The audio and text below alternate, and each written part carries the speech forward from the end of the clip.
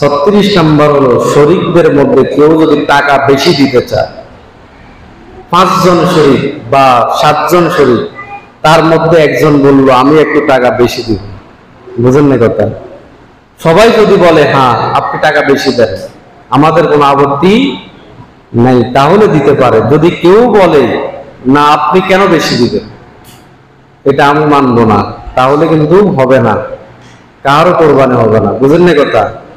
আপত্তি কেউ যদি উঠায় তাহলে বেশি দেওয়ার ইখতিয়ার নাই, সমান সমান দিতে হবে।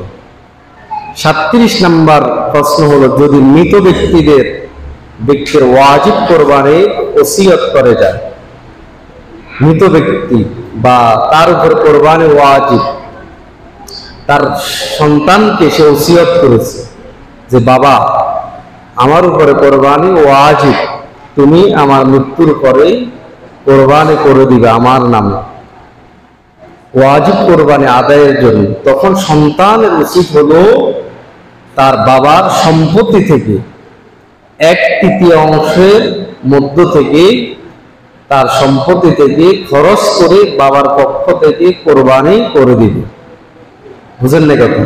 1/3 সম্পদের মধ্য থেকে তার বাবার পক্ষ থেকে কোরবানি করে দিবে। যদি করে দেয় তাহলে কি হবে, তার বাবার পক্ষ থেকে তার ওয়াজিব কোরবানির যে গুনাহটা যদি না করে, যে দায়বদ্ধতা, এটা সে কি মাপ পাবে। যদি না করা হয় সে এটার জন্য আল্লাহর কাছে ধরা যাবে। তো সন্তানের উচিত হলো তার বাবার পক্ষ থেকে কোরবানি করে দেওয়া, ঠিক কিনা? সুসন্তান যারা, তাদের উচিত হবে তার বাবার পক্ষ থেকে অবশ্যই কোরবানি করে দেওয়া, যদি ওসিয়ত করে দেয়। 38 নম্বর প্রশ্ন হলো, রাসূল আকরাম সাল্লাল্লাহু আলাইহি ওয়া আলিহি ওয়াসাল্লামের নামে তাহলে আপনার কোরবানি কবুল হয়ে যাবে, সুবহানাল্লাহ। তিরমিজির মধ্যে এসেছে, হযরত আলী রাদিয়াল্লাহু তাআলা আনহুকে আল্লাহর নবী বিশ্বনবী বলেন, হে আলী, হে আলী, আমার ইন্তেকালের পরে তুমি আমার পক্ষ থেকে তুমি কোরবানি করবা, আমি ওসিয়ত করলাম তোমাকে। হযরত আলী রাসূলের ইন্তেকালের পরে প্রত্যেক বছর রাসূলের নামে কোরবানি করতেন।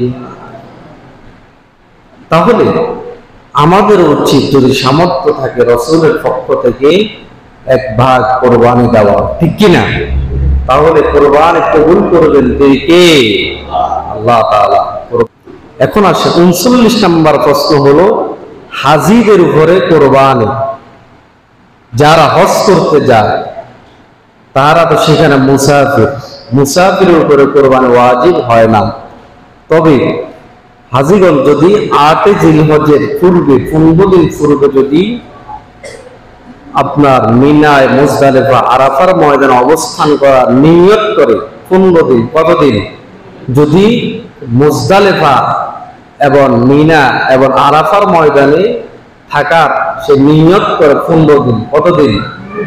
8 জিলহজের আগে যদি চলে যায়, 15 দিন নিয়ত করে সেখানে অবস্থান করবে, তাহলে সে মুকিম হয়ে যাবে। কি হয়ে যাবে?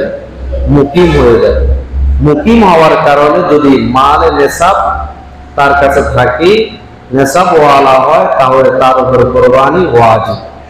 সে যেখানে ইচ্ছা এই ওয়াজিব কোরবানি সে করতে পারবে, সুবহানাল্লাহ। 40 নম্বর প্রশ্ন হলো, যে পশু 3 পায়ে চলে বা 1 পায়ে দাঁড়াতে পারে না বা পা মাটিতেই রাখতে পারে না, এমন একটা পশু, এই পশু দ্বারা কোরবানি করলে আদায় হবে না। 3 পায়ে চলে, 1 পা সম্পূর্ণ অকেজ, এরকম পশু দ্বারা কোরবানি করলে কোরবানি আদায় হবে না।